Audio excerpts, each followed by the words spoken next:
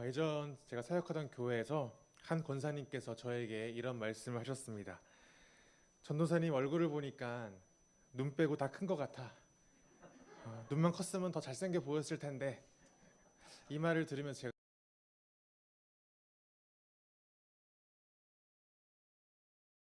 안 돼요. 대답을 못했던 기억이 있습니다. 여러분 어떻게 생각하시나요? 칭찬인가요? 욕인가요? 잘 모르겠습니다. 제가 그런데 이 귀가 크긴 한데 참 커서 불편한 게 하나 있습니다. 바로 잠기가 지나치게 밝아서 잠을 잘 때 이 잠을 자는 시간 동안 한 번도 깨지 않고 잔 적이 없습니다. 항상 조금만 소리만 들려도 잠에서 금방 깨고, 또 제가 잠자리만 바꿔도 기마개가 없으면 잠을 잘 수 없을 정도로 굉장히 잠기가 밝습니다. 그래서 항상 그 타지에 나가게 되면 그 기마개를 항상 해야 되는데, 심지어 기마개를 매일 하다 보니까 웨이도염에 항상 시달릴 정도로 잠기가 너무 밝고 또 잠을 자기가 쉽지가 않습니다. 대신 잠기가 밝다 보니까 알람 소리를 못 들어서 못 깬 적이 없어서 그거는 좀 감사하긴 합니다. 사람의 감각 중에서 가장 통제하기 어려운 감각이 청각이라고 합니다. 냄새는 코를 막으면 되고 또 눈을 감으면 보이지 않지만 이 귀는 아무리 막아도 소리가 조금씩은 들려오기 때문이라는 거죠. 그래서 그런지는 몰라도 성경에서도 이 들음에 대한 이야기를 굉장히 많이 강조하고 있습니다. 우리에게 쉐마라고 하는 용어로 익숙한 당신들의 마음을 다하고 뜻을 다하고 힘을 다하여 주 당신들의 하나님을 사랑하십시오 라고 하는 말씀도 이 들으라, 들으십시오, 들어야 된다라고 하는 명령으로 시작하죠. 이 쉐마라고 하는 말도 이 들으십시오, 들으라 라고 하는 이 명령을 히브리어로 쓴 말이 쉐마입니다. 예수님께서도 귀 있는 자는 들을지어다, 들어라 라고 말씀하시고, 로마서에서도 믿음은 들음에서 나고 생기고 들음은 그리스도를 전하는 말씀에서 비롯된다 라고 말씀하시면서 성경에서 듣다라고 하는 것에 대한 굉장히 많은 강조를 하고 있죠. 들음이 중요합니다. 일단 들어야 됩니다. 그런데 우리는 너무 듣기보다 말하는 것에 익숙하다 보니까 너무 우리의 인간관계 속에서나 또는 신앙생활 속에서 참 많은 어려움들과 많은 문제들이 생기는 것 같습니다. 사실 설교자도 마찬가지죠. 앞에서 말하는 거에 익숙하다 보니까 듣는 것에 익숙하지 않은 설교자가 너무 많아서 스스로도 말하는 것보다 듣는 것에 더 익숙해야 되겠다라고 하는 다짐을 하지만 사실은 쉽지는 않는 것 같습니다. 오늘은 이방 나라의 왕과 같은 인간 왕을 원했던 이스라엘에게 주어진 이 첫 번째 왕 사울 왕의 몰락에 대해서 함께 살펴보려고 합니다. 또한 영원한 나라를 소망할 수 있었던 첫 시작이었던 다윗 왕의 시작에 대해서도 함께 말씀을 나눌 것입니다. 사울의 추락에 대한 말씀은 사무엘상 13장부터 계속해서 등장하기 시작하는데, 오늘은 특별히 이 15장 말씀, 사울의 추락 중에 가장 큰 불순종을 기록하고 있는 이 15장 말씀 집중하여서 함께 말씀을 생각해보고 함께 나누려고 합니다. 15장 1절 말씀을 보면 하나님의 명령을 받은 사무엘이 사울에게 찾아가서 이야기를 합니다. 1절 하반절 말씀인데, 주님께서 나를 보내셔서 임금에게 기름을 부어 주님의 백성 이스라엘을 다스릴 왕으로 세우게 하셨습니다. 이제 주님께서 하시는 말씀을 들으시기 바랍니다 라고 15장 1절을 시작합니다. 사울은 이스라엘의 왕이지만 하나님께서 세우신 왕이라는 거죠. 그렇기 때문에 이스라엘 왕이라 할지라도 하나님의 말씀을 듣는 것이 마땅하다라고 말하면서 하나님의 말씀을 증거하기 시작합니다. 바로 여기에서 이 듣다라는 내용이 나오죠. 이 15장 전체의 내용을 지배하고 있는 하나의 단어가 있다면 바로 듣다인데, 먼저 하나님의 말씀을 들으십시오, 들으라 라고 오늘 말씀이 시작된다는 거죠. 오늘 15장 말씀을 잠깐 결론부터 이야기하자면, 사울이 하나님 말씀을 들으십시오 라고 시작했던 이 말씀을 듣지 못하고 다른 목소리를 들어서 오늘 이 사건이 시작되는 겁니다. 2절 말씀을 보면 사무엘이 사울에게 하나님 명령이 무엇인지를 증거하기 시작합니다. 요약하자면 이렇습니다. 사울 왕은 이제 아말렉을 쳐야 됩니다. 아말렉을 치되 진멸시켜야 합니다. 아말렉은 이스라엘이 이집트에서 탈출한 이후에 처음으로 이스라엘을 공격하였던 이방 민족이었습니다. 하나님께서는 출애굽기에서 아말렉을 완전히 이 세상에서 없애버리겠다라고 말씀하셨는데 바로 오늘에 이르러서 사울을 통하여서 그 아말렉을 완전히 진멸하시기로 결정하시고 명령하신 거죠. 하나님께서 사울에게 명령하신 그 전쟁은 그저 아말렉을 이 땅에서 물리쳐라가 아니라 전쟁을 수행하는데 진멸하라라고 명령을 하십니다. 진멸 또는 전멸이라고 번역되어 있는 이 단어는 히브리어로 헤렘이라는 단어인데 이 헤렘이라는 전쟁은 굉장히 특별한 전쟁입니다.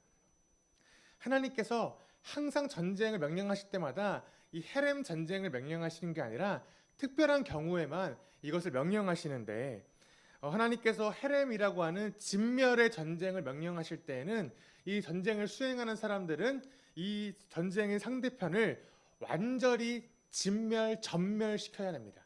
이 진멸과 전멸의 정도는 어디까지냐면 어린아이까지, 여자까지, 그리고 모든 짐승과 그 모든 생명체를 다 완전히 죽여야 하고 뿐만 아니라 그들이 갖고 있는 물건까지도 완전히 불태워서 다 버려야 합니다. 그러니까 조금도 하나도 남기지 말고 모두 다 죽여대는 전쟁이 이 헤렘의 전쟁, 진멸이라는 거죠. 현대 전쟁에서도 민간인은 살려줘야 되는 그 전쟁법이 있습니다. 이 전쟁하다 보면 이 양국 간의 전쟁 속에서 한 나라가 세계적인 비난을 받는 경우가 있습니다. 왜냐하면 민간인을 죽이거나 군인이 아닌 자를 죽였을 경우, 민간인 지역을 폭격할 경우는 그 두 나라 간의 전쟁임에도 불구하고 전 세계의 비난을 받게 되죠. 지금 수행되고 있는 이 전쟁, 아까 기도하셨는데 이 전쟁에서도 한 국가가 비난을 받는 이유가 무엇입니까? 민간인을 죽이기 때문이죠. 민간 지역을 폭격했기 때문에 굉장히 비난받고 있는 거 아닙니까? 그런데 현대 전쟁에서도 그런데 어찌 하나님께서 명령하시는 이 전쟁에서 진멸을 명하실 수가 있겠습니까? 너무 잔혹한 거 아닙니까? 하나님이 너무 잔인하신 거 아닙니까? 그런데 죄의 문제에 있어서는 조금 더 물러설 수 없다는 거죠. 우리가 이미 사사기를 통하여서 보았듯이 죄의 문제에서는 아주 작은 죄라 할지라도 그 죄의 씨앗이 얼마나 빠르게 크게 성장하여서 한 민족 전체를 망하게 하는지 우리는 이미 사사기를 통하여서 보셨듯이 죄는 죄의 문제에 있어서는 조금도 남겨두어서는 안 됩니다. 어떠한 죄의 뿌리도 남기지 말아야 할 때에는 하나님께서 이 진멸의 전쟁, 헤렘의 전쟁을 명령하신다는 거죠. 가나안을 점령할 때도 하나님은 이스라엘 백성에게 이 진멸, 헤렘의 전쟁을 명령하셨지만 아간이 하나님께 온전히 바쳐야 할 물건 중 일부를 훔친 대가로 이스라엘이 아이성 전투에서 패배했던 것을 여러분 기억하실 것입니다. 바로 오늘 본문에서 명령하시는 전쟁이 이 헤렘, 진멸의 전쟁입니다. 사울은 이제 아말렉 진영을 완전히 다 멸해야 합니다. 이 명령을 들은 사울은 군대를 소집하죠. 그리고 전쟁에 나가서 대승을 거둡니다. 그러나 문제는 바로 여기에서 시작합니다. 8절 말씀을 보니까 백성들은 모두 하나님의 명령대로 칼로 쳐서 없애버립니다. 이 언어를 보면 백성들은 진멸합니다. 백성들은 진멸하였습니다. 그러나 아말렉의 왕 아각은 살려두는 불순종을 범하게 됩니다. 그리고 9절 말씀을 가면 더 가관인데 우리 한번 15장 9절 말씀 함께 읽어보도록 하겠습니다. 9절입니다. 시작. 그러나 사울과 그의 군대는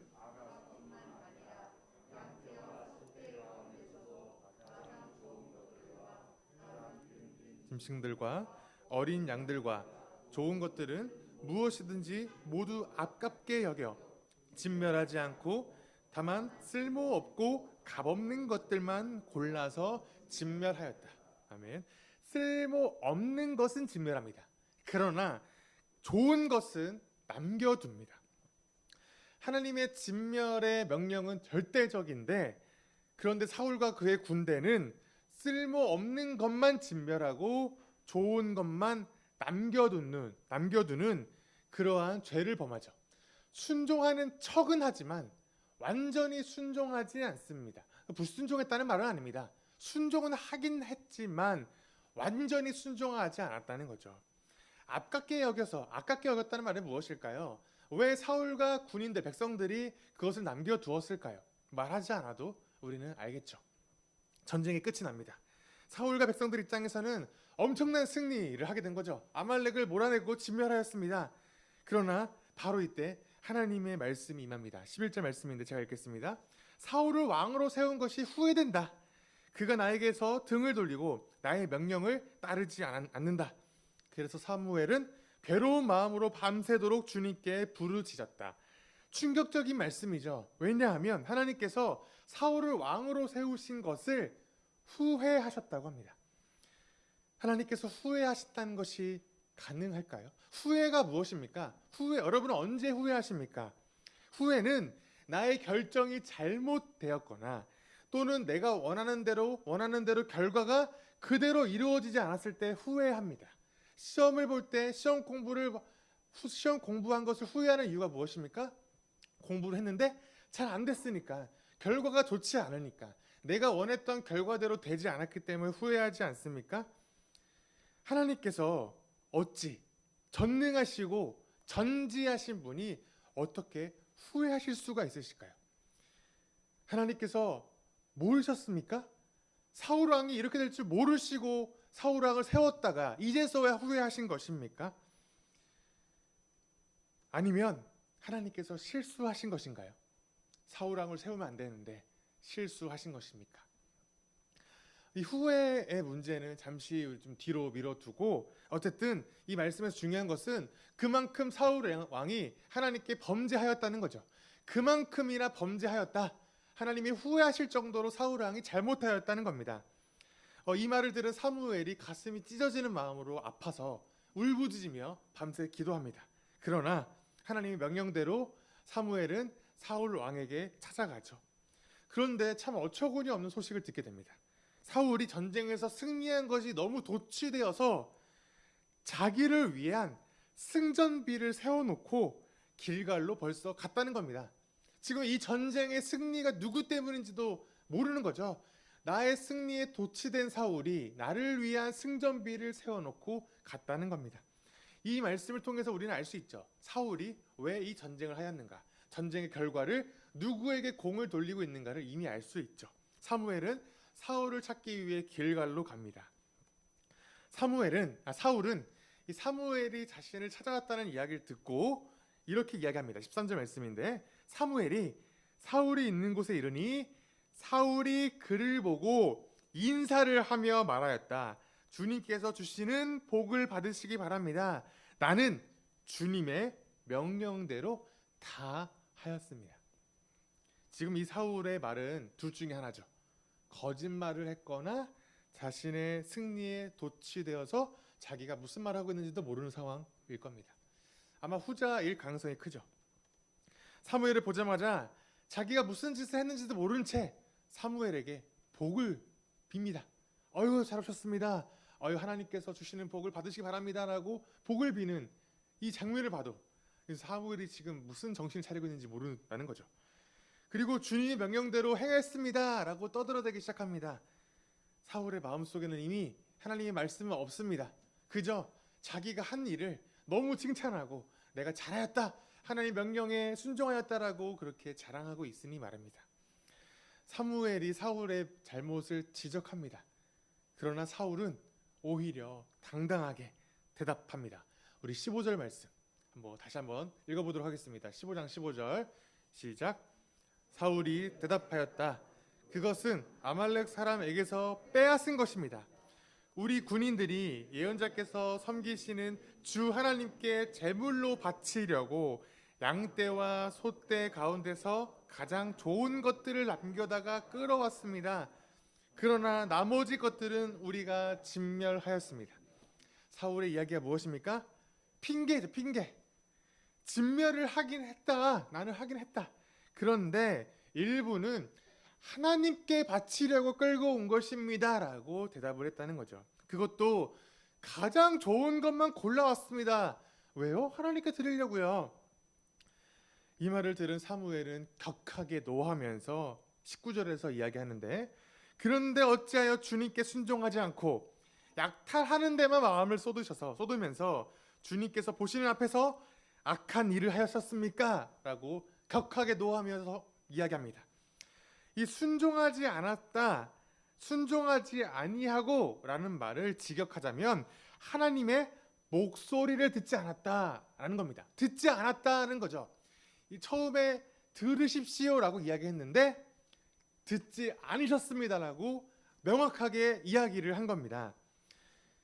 그런데 사울은 또다시 사무엘에게 변명을 늘어놓습니다. 20절과 21절 말씀을 변명을 하고 있는데 요약하자면 이렇습니다. 사울은 하나님 목소리를 들었다는 겁니다. 나는 들었습니다. 그래서 아말렉 사람들을 진멸했습니다. 진멸하지 않았습니까? 다만 백성들이 하나님께 제물로 바치려고 가장 좋은 것을 가져왔습니다. 내가 아니라 나는 진멸했는데 백성들이 하나님께 드리려고 갖고 온 겁니다. 한번 생각해 봅시다. 사울은 지금 이 질책을 듣고 있는 상황이 억울한 상황입니까? 지금 사울이 얘기한 게 그거죠. 나는 억울합니다.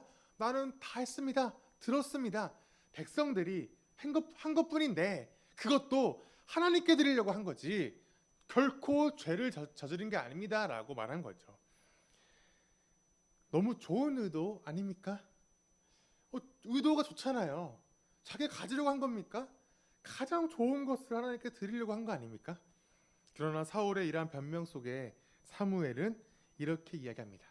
우리 아주 유명한 말씀인데 22절과 23절 또다시 같이 읽겠습니다. 22, 23절 시작. 사무엘이 나무랐다. 주님께서 어느 것을 더 좋아하시겠습니까? 주님의 말씀에 순종하는 것이겠습니까?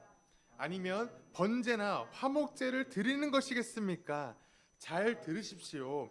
순종이 제사보다 낫고 하나님의 것이 수장의 기름보다 낫습니다. 거역하는 것은 점을 치는 죄와 같고 고집을 부리는 것은 우상을 섬기는 죄와 같습니다. 임금님이 주님의 말씀을 버리셨기 때문에 주님께서도 임금님을 버려 왕이 되지 못하게 하셨습니다. 아멘. 아주 유명한 말씀이죠. 하나님께서 더 원하시는 것은 무엇이냐? 순종이라는 겁니다. 예배하는 행위보다 하나님의 말씀을 따르고 순종해야 합니다. 아무리 좋은 것이라 할지라도 하나님의 말씀을 따르는 것이 옳다는 거죠. 하나님 말씀에 순종하지 않고 예배하는 것은 귀신에게 점을 치는 죄와 같다라고 말하고 있죠. 아무리 좋은 것이라 할지라도 하나님 말씀을 따르지 않고 하나님께 드리는 것은 우상을 숭배하는 것과 같다는 말입니다. 사랑하는 성도 여러분, 이 말씀을 지금 하나님께 예배하고 있는 우리에게 굉장히 심각하게 들어야 되는 말씀입니다. 우리 예배와 우리의 헌신 자체를 지금 뿌리채 흔들어 놓을 만큼 심각한 말씀이라는 겁니다. 우리가 아무리 예배하고 우리가 아무리 좋은 것을 드린다 할지라도 하나님 말씀에 순종이 없다면 다 쓸모없다는 거죠. 지금 예배하고 있는데, 지금 예배하고 있는 우리가 지금 이 말씀을 듣고 있자니 여러분이 얼마나 일주일 동안 준비하시는 마음으로 가장 좋은 것을 주님께 드리기 위해서 가져오지 않으셨습니까? 우리가 뭐 집안에 굴러다니는 동전 몇 개 들고 왔습니까? 아닙니다. 우리 정말 준비 많이 하지 않았습니까? 우리가 드리는 헌신은 어떠했습니까? 우리 대충 하나님을 섬기고 있습니까? 지금 우리 최선을 다해 하나님을 섬기고 있지 않습니까? 그런데 지금 이러한 우리에게 하나님 말씀하시는 거죠. 예배에 앉아서 설교자가 외치는 소리를 듣고 있다고 해서 그것이 예배하는 것이 아니라는 겁니다. 순종하려면 말씀을 제대로 듣고 알아야 한다는 거죠. 학교에서 10페이지 문제를 풀어와라 라고 숙제를 내주었는데 듣긴 들었죠. 숙제를 해야 된다 라고 해서 집에 가서 1페이지 문제를 풀어서 학교에 가져갔다가 칩시다. 순종한 겁니까? 바르게 숙제를 해온 것일까요? 아니죠. 하지만 이게 이야기할 수 있죠. 나 학교에 왔어요. 숙제 해왔어요. 숙제 냈잖아요. 라고 말해봐야 소용이 없다는 거죠. 듣는 거 들을 수 있습니다. 그런데 귀로 듣는 것이 아니라 귀로 들은 것이 무엇인지 알아야 한다는 거죠. 이 말씀을 보면 순종 없이 예배를 드리는 것은 무당집에 가서 점치는 것과 같다라고 이야기합니다. 어차피 무당집 가서 점치는 것도 듣는 거 아닙니까? 어차피 듣는 거, 어딘가에 가서 듣는 거 똑같다는 거죠. 순종이 없다면. 순종 없이 아무리 좋은 것 하나님께 드린다고 해도 우상과 같다는 겁니다. 왜요? 이 재물이 나에게 우상이 되어버린 거죠. 나에게 가장 좋은 것, 제일 좋은 것 하나님께 드립니다 라고 하는 이 행위 자체가 나에게 우상이 되어버리는 겁니다. 이 엄중한 말씀 앞에 우리는 과연 바르게 예배하고 있습니까? 나는 바르게 예배하고 있다라고 말씀하실 수 있으십니까? 사무엘의 이 말씀을 들은 사울은 이제서야 자기가 얼마나 큰 잘못을 저질렀는지 알게 됩니다. 그리고 이제야 회개를 하죠. 24절 말씀입니다. 사울이 사무엘에게 간청하였다. 내가 죄를 지었습니다.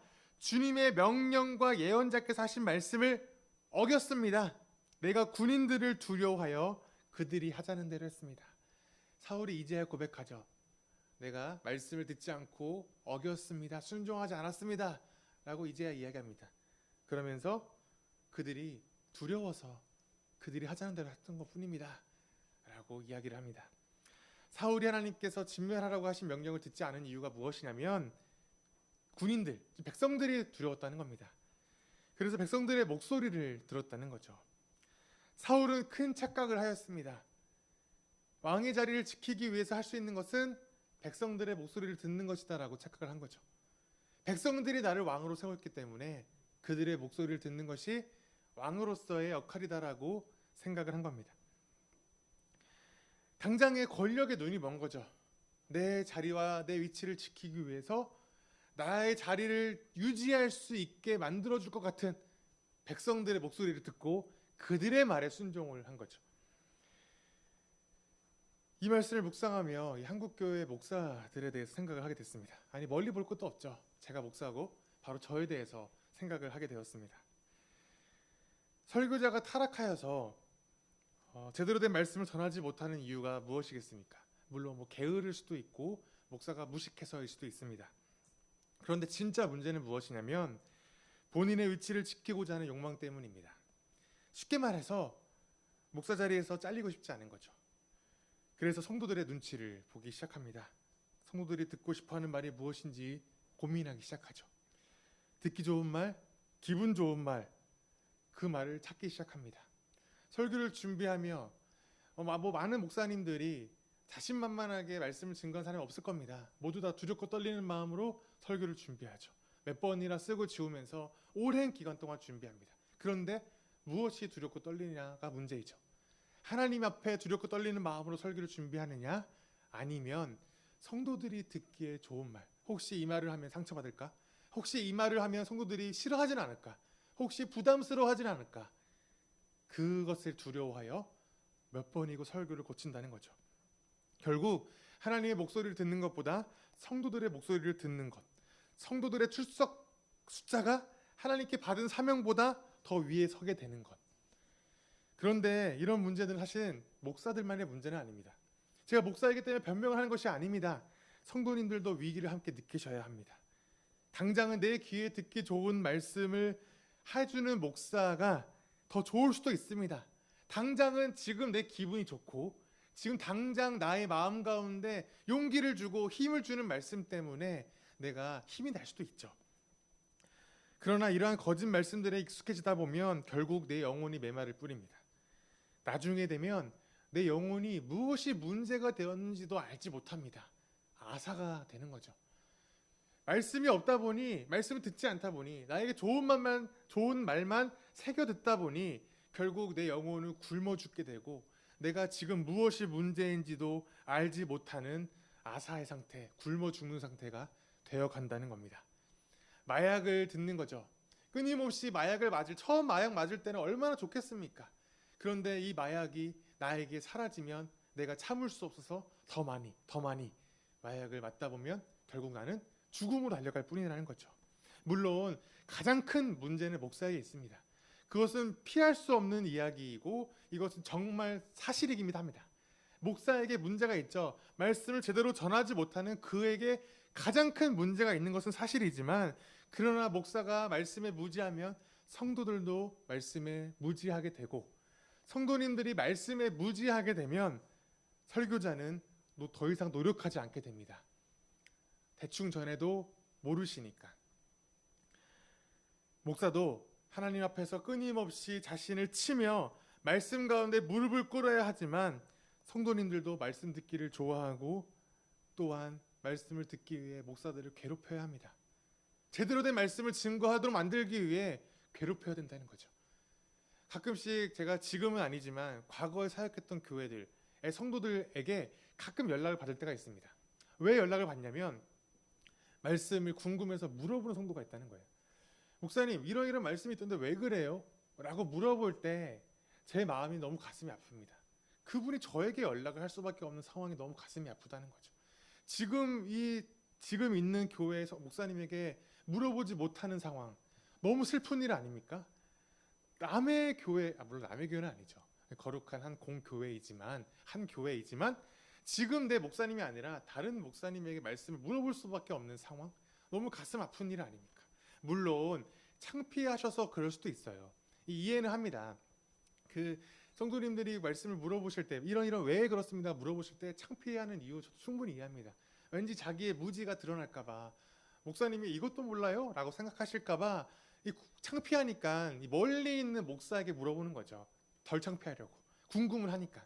하지만 지금 사역하는 교회 목사에게 물어보셔야 됩니다. 끊임없이 괴롭혀야 됩니다. 모르는 거 물어봐서 목사들도 위기를 가지고 공부하게 해야 됩니다. 이 여러분들의 역할이라는 거죠. 함께 도와줘야 된다는 겁니다. 이 설교자 입장에서는 열심히 공부하여서 정말 바르게 가르칠 수 있도록 공부해야 된다면, 성도님들은 열심히 공부하셔서 목사를 괴롭혀야 돼요. 같이 공부하고 같이 알아가고 이 사람이 바른 말씀을 전할 수 있도록 여러분들도 같이 알아야 된다는 거죠. 함께 서로에게 힘이 되어야 된다는 거죠. 함께 이것이 교회 공동체로 성장하는 방법 아니겠습니까? 목사든 성도님들이든 누구의 목소리를 들어야 되는가에 우리가 진지하게 고민해 봐야 된다는 거죠. 어쨌든 사울은 회개를 하긴 합니다. 내가 그렇게 됐던 것은, 듣지 못했던 것은 백성들이 두려웠기 때문입니다라고 회개를 하긴 합니다.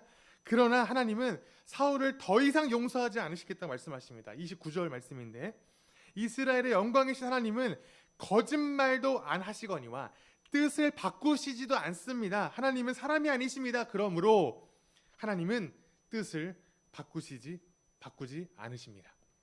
하나님은 거짓말하지도 않으시고 뜻을 바꾸시는 분이 아니기 때문에 사울을 버리시겠다는 결정을 바꾸시지 않겠다는 겁니다. 이 천청백력 같은 하나님의 말씀을 듣자 사울은 다시 한번 회개합니다. 그런데 사울의 회개는 바른 회개가 아니었습니다. 분명히 자신의 죄를 용서해달라고 하던 사울이 30절에서 어떻게 이야기하는지 한번 들어보십시오. 제가 읽겠습니다. 사울이 간청하였다. 30절입니다. 내가 죄를 지었습니다. 그러나 나의 백성 이스라엘과 백성의 장로들 앞에서 제발 나의 체면을 세워주시기 바랍니다. 나와 함께 가셔서 내가 예언자께서 섬기시는 주 하나님께 경배할 수 있도록 하여 주십시오. 결국 하나님께 회개하는 이유가 무엇입니까? 사울의 깊숙한 마음속에서 왜 회개합니까? 백성들의 장로들과 백성들 앞에서 내 체면 좀 챙겨주십시오. 하나님이 나를 버리시면 나 어떡합니까? 내가 지금 예배하러 가겠습니다. 예배하러 가서 내가 용서받은 것을 좀 보여야 되겠습니다. 사울의 이 잘못이 얼마나 잘못되었는지 알 수 있죠. 사실 이걸 말씀을 조금 더 직역해 보자면 더 그 죄가 드러나는데, 제가 30절 말씀을 조금 어색하지만 직역해 보겠습니다. 그리고 말하였다. 제가 죄를 지었습니다. 그러나 지금 내가 내 백성들의 장로들과 이스라엘 앞에서 영광스럽게 해 주셔서 당신의 하나님 여호와께 경배하게 해 주십시오라고 말했다는 거죠. 하나님께 드려야 될 영광을 내가 영광스럽게 해달라고 이야기하는 거죠. 예배를 하러 가는 목적이 무엇입니까? 하나님께 영광 돌리기 위함인데 지금 예배로 가는데 내가 좀 영광스럽게 해달라는 거죠. 그리고 지금 이 사울이 이야기하는 이 말 속에서 이상한 게 있습니다. 내 백성의 장로들과 내 이스라엘에게 영광을 받기 위해 당신의 여호와 하나님께 예배하러 가게 해주십시오라고 이야기했다는 거죠. 사울은 결국 백성은 내 백성이고 하나님은 당신의 하나님이다라고 말하고 있습니다. 더 이상 사울은 회복할 기미가 보이지 않죠. 끝까지 간 겁니다. 하나님은 당신 하나님이고 백성은 내가 들어야 될 백성은 내 백성이다. 완전히 사울의 관심은 하나님을 떠나게 되었죠. 지금 백성들만 눈에 보이는 겁니다. 어떻게 하든 이 자리를 지키고 싶은 거죠. 어찌 이것이 진정한 회개입니까? 결국 35절 하반절 말씀을 보시면 다시 한번 하나님께서 사울을 이스라엘의 왕으로 세우신 것을 후회하셨다라고 말씀하십니다. 사울을 완전히 버리시게 된 거죠. 35절 하반절 말씀을 보면 다시 한번 나오죠. 하나님이 후회하셨다. 자, 조금 전에 하나님께서 뭐라 하셨습니까? 뜻을 바꾸지 않으시기 때문에 사울 왕을 버리신다는 것을 포기하지 않으시고 끝까지 버리겠다. 내 뜻을 바꾸지 않겠다라고 하신 하나님께서 또 후회하셨다라고 말씀합니다. 그런데 왜 오늘 본문에서 이렇게 이상한 말을 하고 있을까요? 처음에 하나님이 후회하셨다라는 말을 하더니 중간에는 나는 바꾸지 않는다, 변치 않는다 라고 하시더니 마지막에 또 후회하셨다라고 말씀하셨을까요? 후회하는 게 마음 바뀐 거 아닙니까? 왜 언제는 마음 바꾸시고 언제는 마음 바꾸시지 않습니까? 사울을 버리실 때는 마음 안 바꾸시고 사울을 뽑은 것을 후회하실 때는 마음 바꾸신 겁니까? 이 원문을 보더라도 이 원문에서도 참 해석하기 어려운 문제가 생기는데 이 29절에서 뜻을 바꾸지 않는다라고 두 번이나 반복하시는 이 말씀, 이 바꾸다라는 말씀과 이 11절과 35절에 나오는 후회하다라는 말이 같은 단어입니다. 원어를 보면 완전히 똑같은 단어를 사용합니다. 이 둘 다 히브리어로 나함이라는 단어를 쓰는데 이 사무엘상 15장에서만 하나님은 두 번이나 나함하지 않는다. 다시 말해서 뜻을 바꾸지 않는다라고 두 번이나 말씀해 놓고선 다시 두 번이나 나함하셨다. 후회하셨다라고 말씀하신다는 거죠. 너무 모순되는 상황 아닙니까? 하나님의 성품이 이렇게 모순될 수가 있나요? 신실하신 하나님께서 어떻게 후회하십니까? 성경에서 이 뜻을 바꾸다, 후회하다, 돌이키다 라고 하는 이 번역된 나함이라는 단어의 원래 뜻을 아셔야 우리가 이 말씀 속에서 하나님의 의미가 무엇인지를 우리가 알게 됩니다. 이 나함이라는 단어의 원래 뜻은 무엇이냐면 근심하다, 슬퍼하다, 가슴이 아파하다라는 뜻입니다. 그러니까 하나님께서 나함하셨다. 이 단어를 하나님께 사용하면 하나님의 마음이 아프다, 근심하다, 슬퍼하다라는 뜻이 원래 뜻이라는 거죠. 하나님은 사울의 죄를 미워하셨고 그 죄를 볼 때마다 가슴이 아프셨다는 겁니다. 그래서 아프시기 때문에 반드시 말씀을 이루셨다는 거죠. 거짓말하지 않으시고 변치 않으신 하나님이라는 거죠. 동시에 하나님은 죄를 미워하시기 때문에 죄인인 사람들이 진짜로 회개하고 진정으로 뜻을 돌이킨다면 하나님은 변치 않으신 하나님께서 자신을 바꿔서 자신을 바꾸시면서까지 그들을 용서하시는 분이라는 거죠. 둘 다 아파하시는 마음 때문입니다. 죄를 너무 아파하시니까 죄를 짓는 사람에 대해서 심판하시는 것을 돌이킬 수가 없는 분이시라는 거죠. 반드시 죄는 심판하시는 분이십니다. 그런데 너무 아파하시다 보니 정말 진정으로 죄를 돌이켜서 회개하며 하나님께 나아갈 때는 자신 스스로를 아파하시면서까지 자신을 바꾸시면서 그를 용서하시는 분이 하나님이라는 거죠. 바로 이것이 하나님의 성품이라는 겁니다.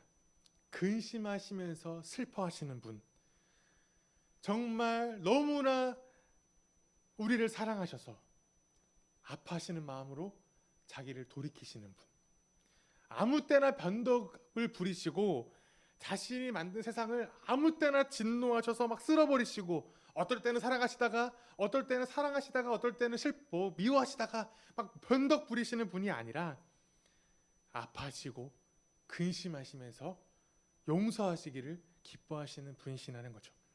그래서 하나님께서는 다시 새로운 왕을 세우시기로 작정하십니다. 새로운 회복을 시작하신 거죠. 16장 1절 말씀입니다. 주님께서 사무엘에게 말씀하셨다. 사울이 다시는 이스라엘을 다스리지 못하도록 내가 이미 그를 버렸는데 너는 언제까지 사울 때문에 괴로워할 것이냐? 너는 어서 뿔병에 기름을 채워 가지고 길을 떠나 베들레헴 사람 이새에게로 가거라.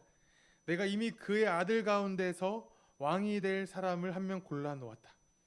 더 이상 사무엘이 사울 때문에 괴로워할 필요가 없다는 거죠. 왜요? 이미 하나님이 괴로워하셨거든요. 이미 하나님이 후회하셨거든요. 다시 말해서 하나님이 아파하셨거든요. 충분히 아파하셨고 하나님께서 괴로워하셨고 근심하셨고 슬퍼하셨기 때문에 우리는 이제 더 이상 슬퍼하지 말고 하나님이 어떻게 회복하실까를 바라보면 된다는 겁니다. 하나님은 그래서 다시 새로운 하나님 마음에 합당한 한 왕을 세워 놓으셨다는 겁니다. 이 1절 마지막 말씀을 보면, 마지막 절을 보면 내가 이미 그의 아들 가운데서 왕이 될 한 사람 한 명을 골라 놓았다라고 말씀하셨는데, 다시 말하면 내가 그의 아들 중에서 나를 위한 한 왕을 보았다라고 말씀을 하십니다. 이제 하나님은 하나님을 위한 한 왕을 보셨다는 겁니다. 사울 왕이 되었을 때 그 상황을 기억하십니까? 그때는 백성들의 눈에 보이기 좋은 왕을 뽑았죠. 사울 왕이 어떤 왕이었습니까? 키가 크고 용모가 출중한 왕이었습니다. 이스라엘 백성들은 사울을 보고 너무나 좋았죠. 왜요? 이방 나라 왕처럼 키도 크고 얼굴도 잘생겼습니다. 이 왕이라면, 이렇게 눈에 보기에 좋은 왕이라면 우리도 이방 나라들처럼 세계를 제패할 수 있고 전쟁에서 승리할 수 있는 힘이 강한 나라가 될 것이라고 그들의 눈에 보고 그들의 마음에 좋은 대로 사울 왕을 왕으로 추대하였죠. 하지만 이 사울은, 백성들의 눈에 보기 좋았던 사울 왕은 백성들의 목소리를 듣기를 좋아했습니다. 하지만 이제 하나님께서는 자신의 눈에 보기에 좋은 한 왕을 뽑으시겠다고 말씀을 하시는 거죠. 백성들의 눈에 보기 좋은 것이 아니라 하나님의 시선으로 본 한 사람, 하나님을 위한 사람을 세우시기로 결정하셨던 겁니다. 그러므로 하나님께서 사무엘에게 이렇게 말씀하시는 겁니다. 우리 6장 7절 말씀을 한번 읽어보겠습니다. 6장 7절 시작. 그러나 주님께서 사무엘에게 이르셨다.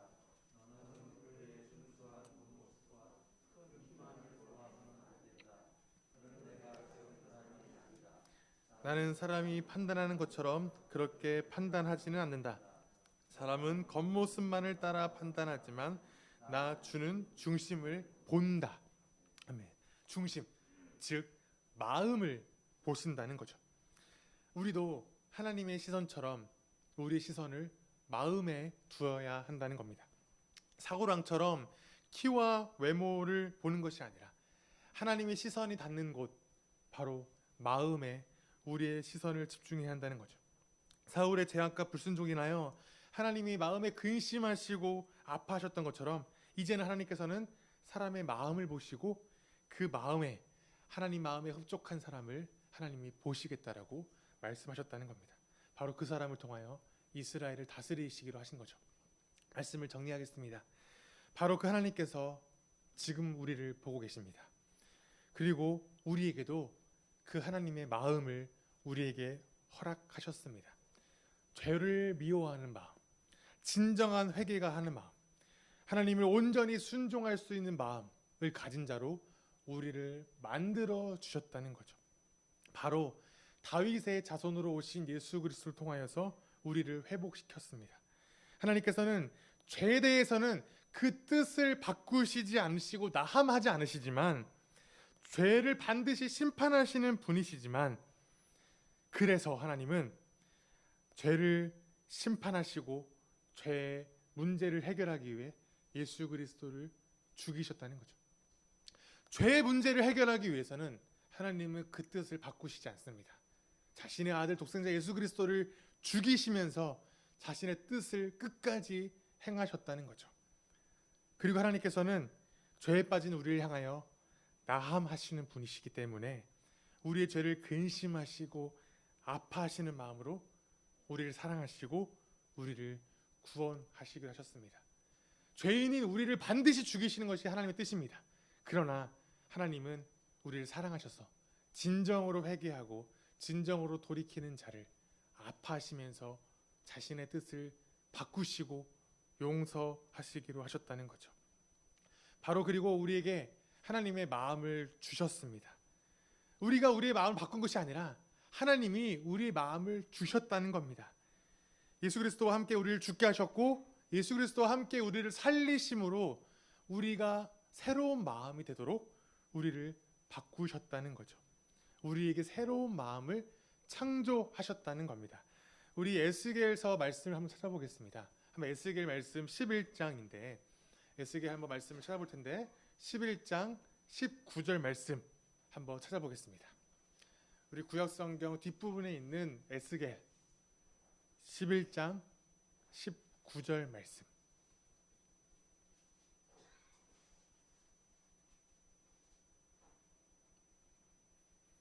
에스겔 11장 19절 겔이라고 써있는 부분입니다.